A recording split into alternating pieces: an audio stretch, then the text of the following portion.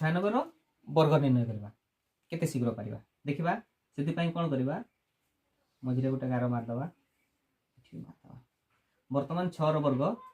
36 9 रो वर्ग 81 9 6 आ 2 गुण कर देबा 212 नुआ 108 इठी